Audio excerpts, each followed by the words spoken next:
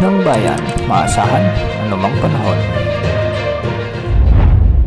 Magandang araw po sa ating lahat. Narito ang update sa lagay ng panahon ngayong araw ng Lunes, September 23, 2024.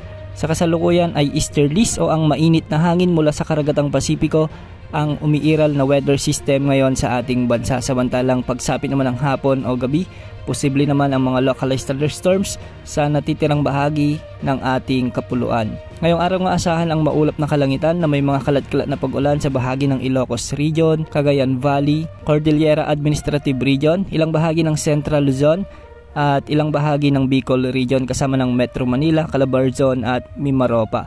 Ang mga lugar na ito ay makakaranas ng bahagyang maulap na kalangitan na may mga kalat-kalat na pag-ulan, dulot ito ng mga localized thunderstorms. Sa Visayas, asahan din ang pag-iral ng mga localized thunderstorms sa bahagi ng Western Visayas, sa may Negros Island Region, sa may Cebu Province kasama na ang Bohol. Samantalang sa Eastern Visayas, asahan naman ang epekto ng easterlies o ang mainit na hangin mula sa dagat Pasipiko. Bagamat wala mang inaasahang malawakang pag-ulan, posible pa rin ang mga pagbaha at pagguho ng lupa, lalo na kung may mga umiiral na severe thunderstorms. Sa Mindanao magiging maaliwalas sa umaga, ngunit pagsapit ng hapon o gabi ay posible na ang mga malawakang pag-ulan sa bahagi ng Zamboanga Peninsula, Sorsogon, Lanao Provinces, kasama ng Bangsamoro Region, Davao Region at Northern Mindanao. Ang mga lugar na ito ay posibleng makaranas ng mga severe thunderstorms, kaya pinag-iingat po natin ang ating mga kababayan sa banta ng mga biglaang pagbaha at pagguho ng lupa.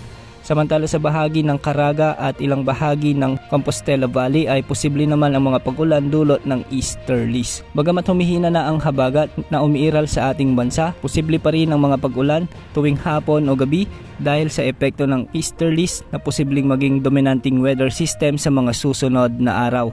Kaya asahan ang malinsangang panahon sa malaking bahagi ng ating bansa. Samantalang nakikita naman sa mga wind models na unti-unti nang nagsasalubungan ang habagat o ang southwesterly wind flow at northeasterly wind flow, kaya nagkakaroon ng mga frontal system sa bahagi ng Taiwan patungo sa Japan at ilang bahagi ng eastern China. Posible rin ang mga pag-ulan dito, kaya sa mga kababayan natin yan, mag-ingat po sa mga posibilidad ng pagbaha at pagguho ng lupa. Samantala, isang potential na sama namang panahon naman ang namomonitor ng ilang weather agency sa bahagi ng Pacific Ocean.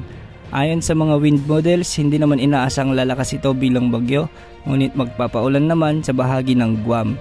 Hindi naman inaasahang lalapit ito o kaya ay makakaapekto sa anumang bahagi ng ating bansa. Yan ang update sa lagi ng panahon. Ito po ang weather update ng bayan, maasahan anumang panahon.